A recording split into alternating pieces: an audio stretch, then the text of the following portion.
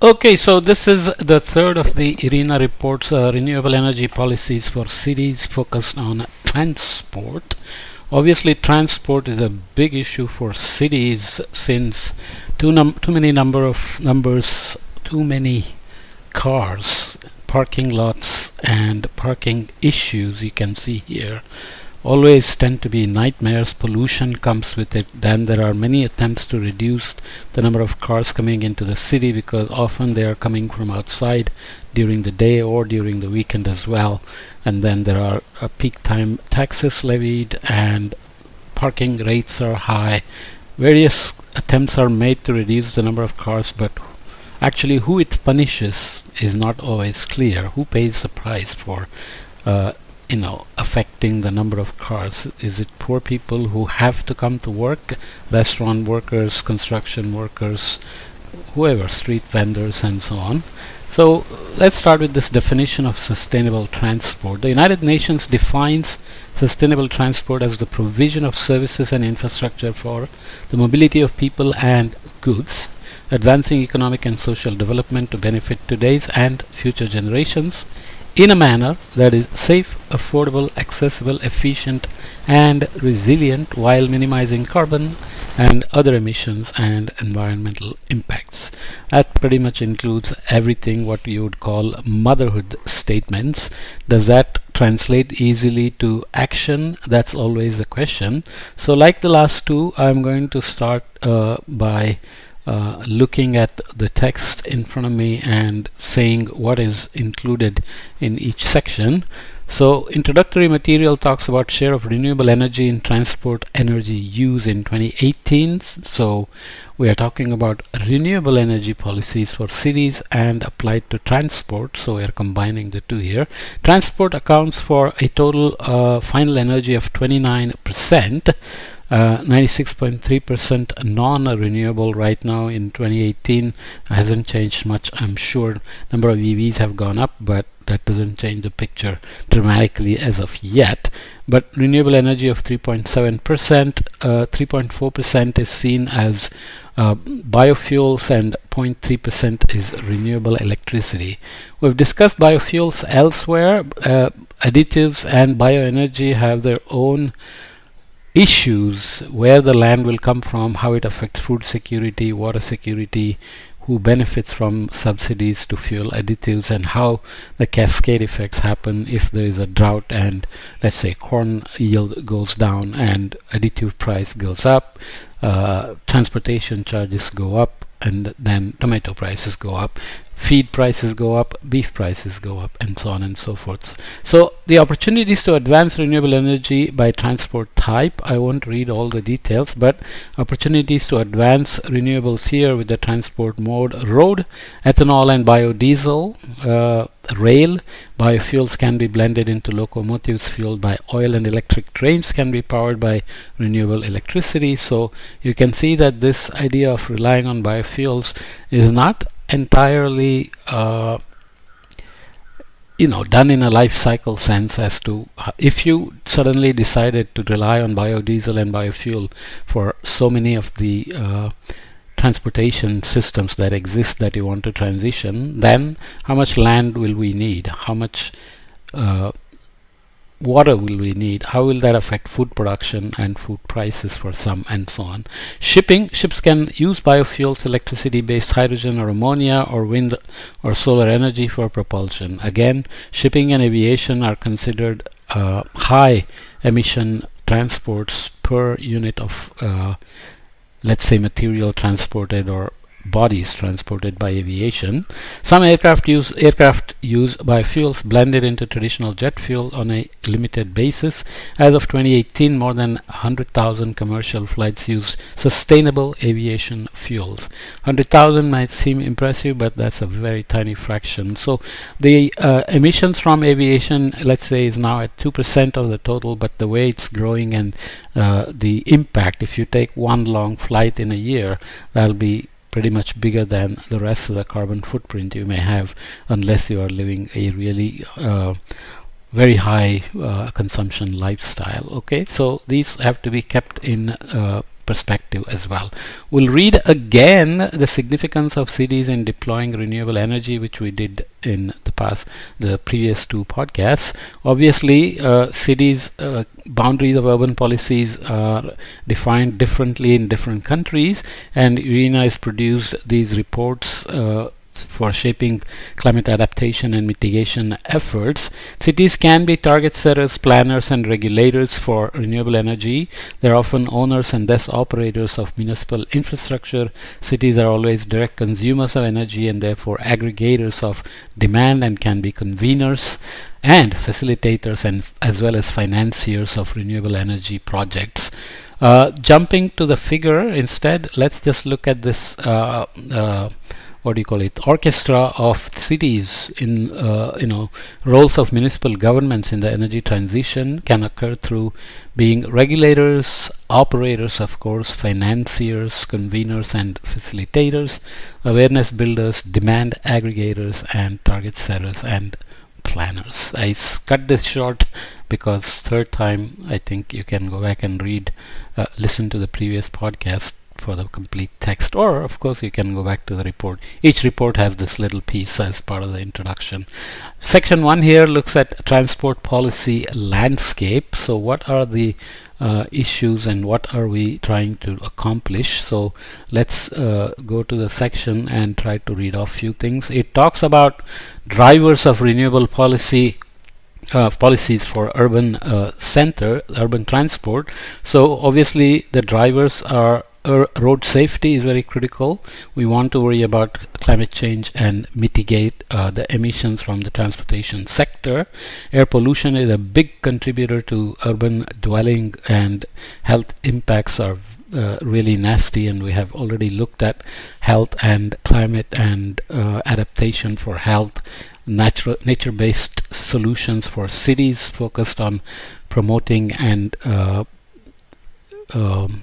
protecting health, and congestion, noise pollution, etc. are also quite a big part of transport in cities. So drivers of renewable policies for urban transport. Transport sector policies are driven by a broad range of urban challenges. Enlarging the role of renewables directly addresses some of them. Climate change, of course. Cities are increasingly at risk from climate disruptions. They are disproportionately high contributors, and they are impacted heavily by the extremes, and population densities make the exposure very high, and vulnerabilities are of course there with very sharp gradients in socioeconomic sections. Air pollution, of course, imposes serious burden on human health. Congestion is a perennial problem for many cities, and road safety is a priority for many of the citizens and leaders, and number of traffic deaths can be rather high, unacceptably high for sure. Transport policies by political jurisdictions.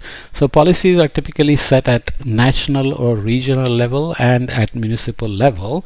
So air quality standards tend to be at a larger scale. Similarly, vehicle fuel efficiency mandates, fuel quality requirements, biofuel blending mandates is not done at municipal level but at regional or national levels. Carbon pricing, of course, happens typically at regional or national level. Multiple states combine, sometimes regional greenhouse gas initiatives and so on, and subsidies as well. Municipal level, you set rules for vehicle use, time of parking, driving, coming into cities, mandates or incentives for electric vehicles and charging infrastructure, investment in subways, trams and buses which serve the cities and outsiders coming in, measures that render public transport systems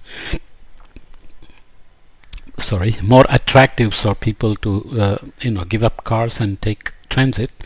Support for public transport, support for the transport modes including bicycles and walking, so bike lanes and protection for bikers and walking spaces, protected footpaths and pedestrian walkways, urban land use and zoning decisions, of course, as well, right?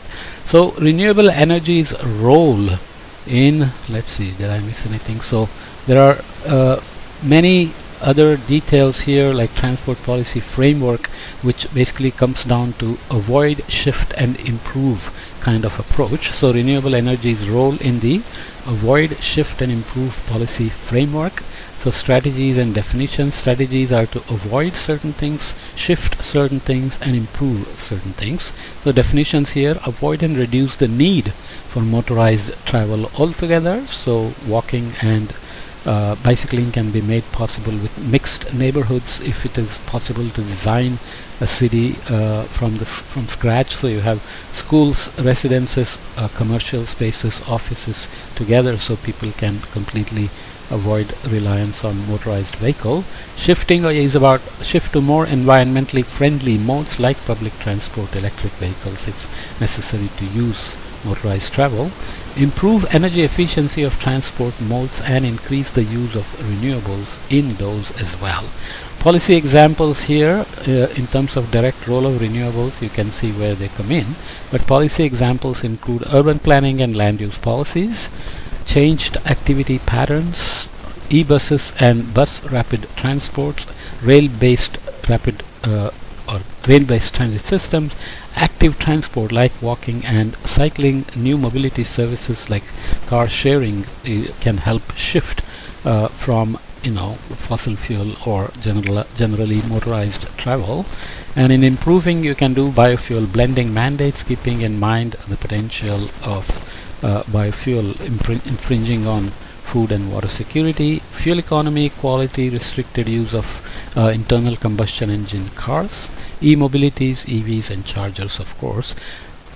Everything has a consequence. Who is using ICE cars and why are they using it? Is it poor people? Is it because EVs are expensive and charging is not available, and so on? So being inclusive, equitable and just is very critical as well in all these. Trade-offs among avoid, shift, improve transport strategies. So avoid dense land use, trip and route optimization is possible. Telecommuting and shorter supply chains. So you have various connections here. So potential for emission cuts drops as you move towards some of these things, and ease of implementation goes up in this direction when you want to avoid these things and shift to active transport, public transportation and car sharing. And improving fuel economy and quality is harder, but ease of implementation may be easier. Restrictions on internal combustion engines is harder in terms of emissions cuts, but ease of implementation may be easier by fuel blending and e-mobility and so on. So schematic, but you need to think of these dimensions: avoid, shift and improve with emission cuts in mind and ease of implementation in mind. And we are not even talking yet about mainstreaming these, including them in fiscal policies and having design, implementation and finance plans that can sustain these shifts. So avoid policies, then more specifically a few more details we can look at. What is it? It is about land use policy, changed activity patterns, and that's a very quick chapter here. Policies promoting telecommuting have to really work. This is an example from San Antonio showing a neighborhood with lots of trees. Well, is this a lot, or were there a lot of trees cut down to build the neighborhood? Telecommuting allows employees to work at home, on the road or in a location for all or part of their work week. The practice has been increasing in recent decades across some fields such as information technology, design, accounting, and research and consulting. Of course, COVID came and forced everybody to telecommute, work from home, but now there is a battle going on about bringing people back to the office, because many corporations and companies are convinced that having people in the office actually does increase productivity and in general efficiency as well. There are many benefits observed for employees and employers alike, including increased productivity, work-life balance, and employee retention. So this is saying the other way, and what COVID has taught may have to be reconsidered in this case. Significantly, greater reliance on telecommuting reduces material and environmental costs, ranging from reduced need for office space to reduced transport costs for individuals and saved greenhouse gas emissions for the economy. Of course, lots of office spaces have been built, and businesses like WeWork, which were shared office spaces, I think have gone bankrupt or trying to rebuild and so on in the post-COVID recovery phase. In 2019, the city of San Antonio, Texas included commuting in its strategy to cut ground-level ozone concentrations by reducing car trips. So they were trying to address ozone, but they reached a conclusion that telecommuting can help. The city considered a plan to authorize more telecommuting for employees whose work does not require them to be in city offices, as well as flexible work schedules so that you can avoid rush hours and congestions. Following the outbreak of COVID-19 pandemic in early 2020, many employers permitted or even required office workers to work remotely, giving an unplanned and involuntary boost to forms of telecommuting enabled by video conferencing software. Zoom, WebEx, etc. became, the basic amenities for doing this. Although it's too early to judge how entrenched such forms of work will become in the long run, expectations are that the role of centralized offices has been altered fundamentally. But these things usually take decades before you know whether something has shifted or are we just seeing a temporary pattern. Okay, so the third section is the shift policies. So obviously here we are looking at municipal bus fleet electrification, bus rapid transit system, examples from many cities like Shenzhen, which we will read in a minute, and there are examples from Bengaluru, Hyderabad, Mumbai, Ahmedabad, Guwahati, Indore, Jaipur, Jammu, Kolkata, Lucknow, so many Indian cities, Oslo and Gothenburg and Trondheim, LA, Seattle, Portland, and Santiago, and so on and so forth. So we'll look at, Colombia, Bogota is always on the top of this list, as well as Medellin. Running rail-based transit system with renewables is something that is also being done, and San Francisco is used as an example here, as well as Delhi, Chennai, Calgary, Santiago de Chile, Riyadh, Monterrey, Medellin, and Chennai, and so on. Okay, so let's read a bit about pioneering electric bus use in Shenzhen. Chosen to be the first new vehicle pilot city, Shenzhen had, by the end of 2017, completely switched its bus fleet to electric. We'll see a figure. This made Shenzhen the world's first city with an entirely electric bus fleet. In parallel, the city also expanded its metro system, whose share of passenger trips almost doubled to 48% between 2013 and 2018.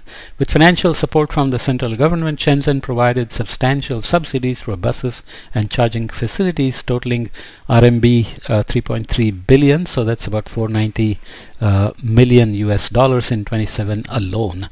E-bus deployed in Shenzhen consume 73% less energy than diesel buses and emit 48% less carbon.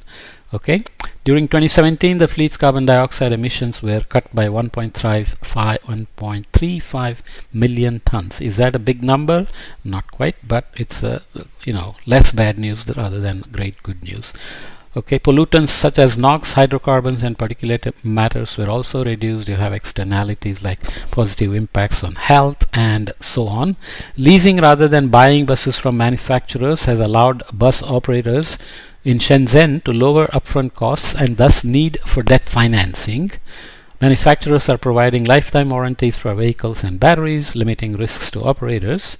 Because e-buses tend to have shorter driving ranges per charge, more of them are needed than is the case for a diesel-powered fleet. So you need to have more buses to be in the system to take care of the charging time or the downtime. So Shenzhen has 510 bus charging stations with a total of 8,000 charging points, so that half the fleet can be charged at once. Okay, so here is the kind of numbers we are looking at. Electric bus adoption in Shenzhen, China, from 2012 to 2017. You can see how the numbers increased, and there is Shenzhen in China. Okay, the good example. Here is an example of how the urban design can combine median aligned busway. Segregated busway prohibits left turn here, so you have kind of streamlining, and you have bus levels with train platforms.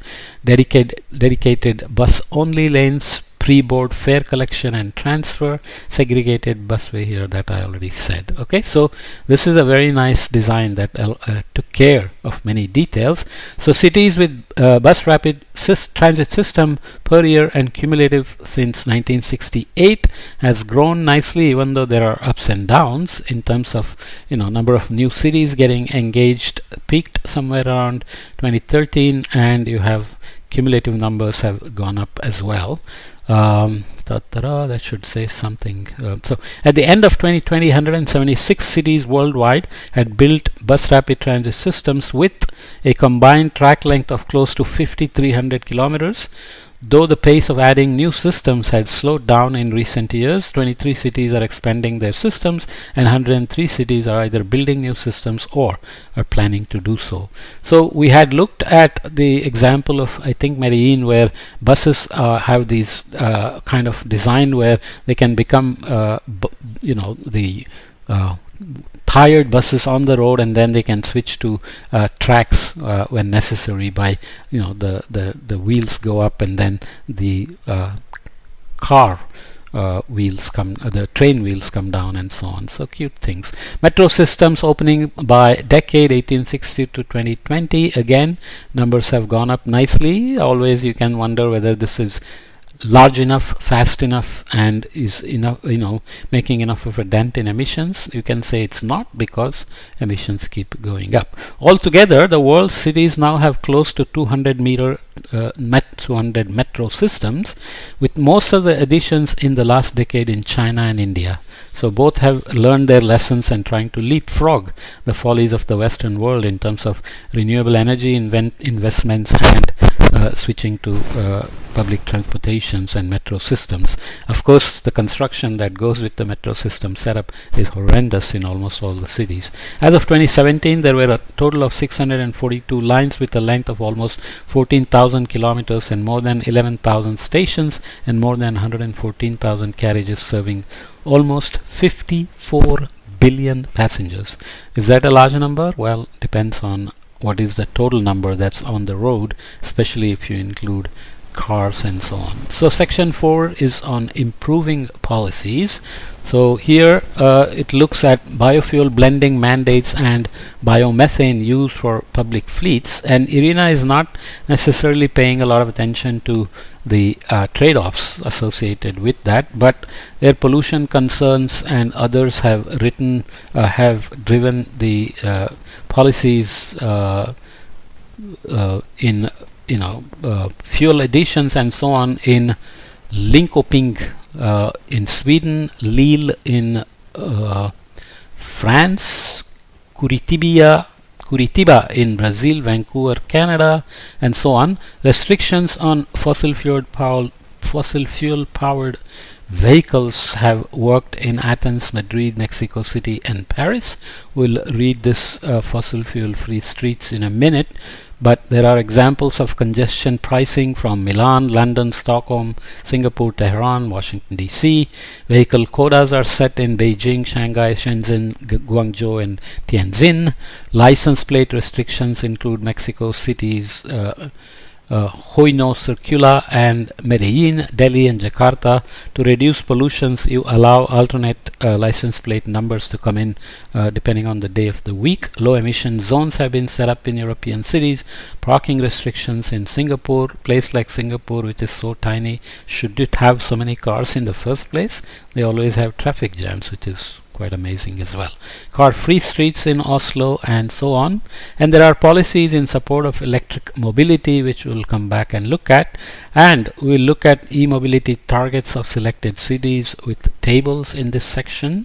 And that'll kind of bring us to looking at few numbers and then closing out. What is this section saying? Sorry, I'm being kind of half lazy. Policies in support of electric mobility. So there are many examples from many cities. Of course, we looked at Shenzhen, but there are also Oslo, Pittsburgh, London, Copenhagen, Amsterdam, and so on. So let's read a few things. The C40 fossil fuel free streets.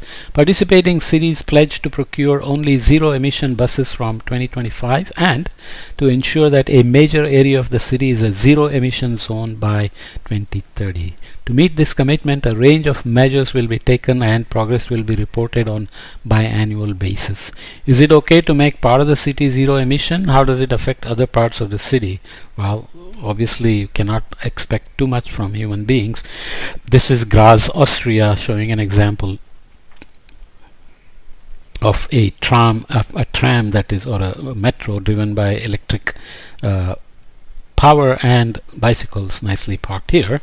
Increase the rates of walking and cycling and the use of public and shared transport that is accessible to all citizens, so equity is important.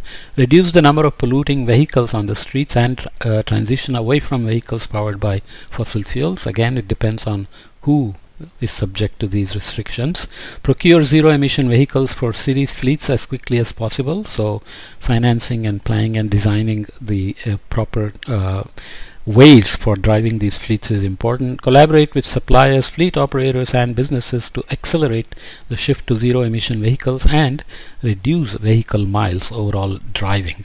So you have congestion pricing, vehicle quotas, license plate restrictions, low emission zones, parking restrictions and car-free streets that we looked at with various examples.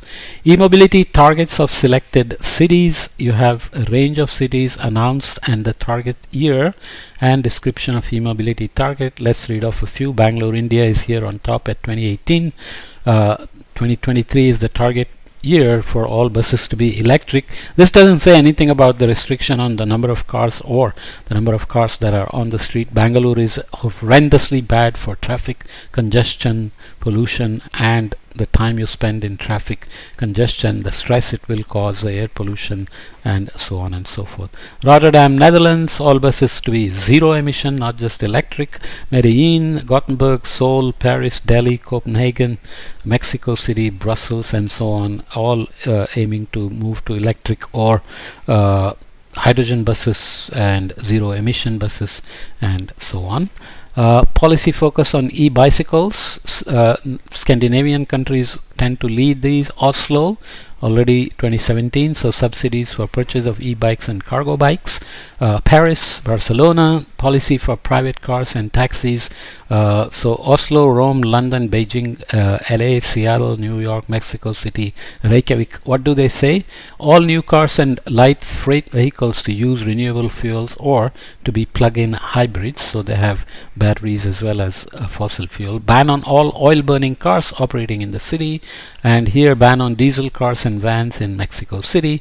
For Reykjavik, Iceland, all municipal vehicles to be free of greenhouse gas emissions, all vehicle traffic and public transport to be emission free by 2040.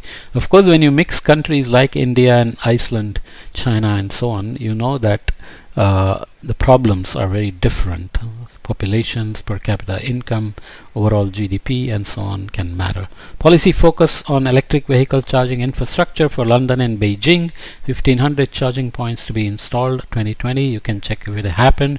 435,000 charging stations to be installed in Beijing by 2020. Again, I think they may have hit this target already. Okay.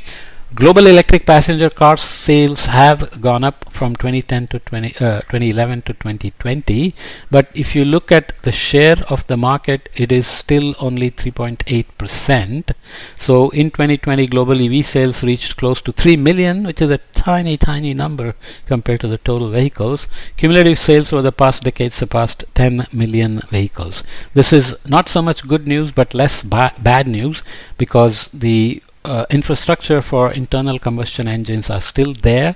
It's not easy to phase them out yet, and hopefully no big new investments are being made in building more ICEs. That's critical to avoid investing in new infrastructure that will continue to lock us in to internal combustion engines. So we'll wrap this up. It's a bit long, but the final section, international collaborative initiatives. So basically we'll run through the tables. International urban transport related initiatives for climate action, zero emission vehicle network led by the City of London, C40 clean bus declaration of intent, we saw that a little bit, International Association of Public Transport declaration on climate leadership.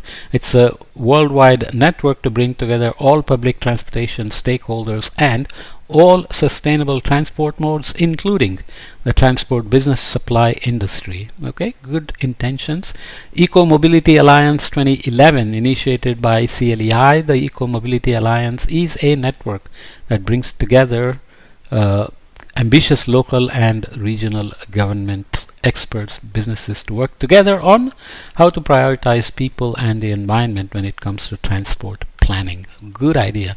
So here, mobilize your city initiative, global fuel economy initiative, electric vehicle initiative. This is a multi-government policy forum.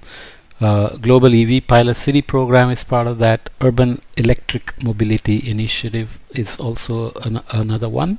So I'm just kind of going through those very fast, because if you want to look at the details, you can go back and look at the report. I didn't want to go into those sorts of details here. The central role of transport in generating carbon emissions, and the fact that renewables account for only a small share of energy consumed in the transport sector, makes the sector a worthy target for reform. A combination of policies that avoid carbon emissions, promote a shift in transport modes, and improve the sector's efficiency offers a useful toolbox for urban leaders interested in remaking transport into a low carbon sector. And transport is a very critical infrastructure for cities. One key way to avoid carbon emissions is through urban land use policy, and specifically the redesign of cities to reduce the need for long trips. Cities that pursue dense development and prioritize access to transport essentially restructure urban life such that long crosstown journeys become less necessary. Of course, critical to know which cities can really be retrofitted in this way, but that always comes down to cost benefit analysis to say, if you spend a certain amount of money on retrofitting, how quickly will you recover, including the net benefits from other externalities such as positive impacts on health, mental health, well-being, and so on. It's also possible to shift from private cars to more efficient modes of transportation such as walking, biking, and public transport, which decreases energy consumption and emissions for each kilometer of passenger travel. A shift can be encouraged by incentive schemes, providing charging infrastructure, setting mandates to blend fuels to burn more cleanly, and even banning transport powered by fossil fuels. It's important to improve transport systems by making them cleaner, more accessible, and more affordable, and therefore more attractive to the public.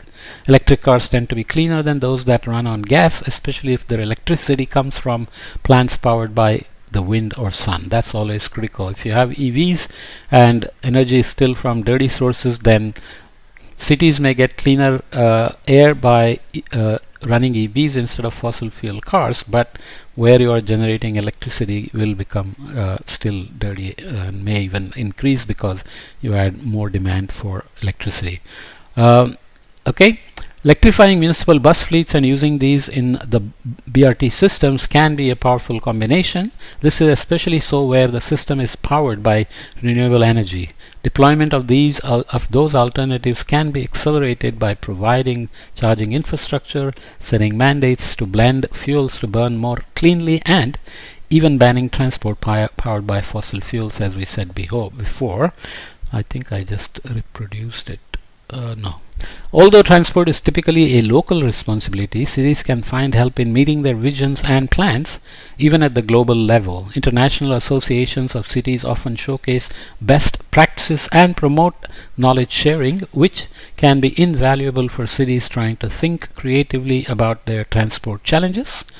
Some of these practices, such as congestion pricing, may not promote renewable energy directly, but can be tweaked to do so, as for example in exempting EVs from congestion charges. People also set up systems where shared ride can pay less toll and get parking and so on and so forth. But as you can see, this is almost 35 minutes long, which is okay, but because I wanted to wrap it up in one podcast, so I will leave it here. Okay.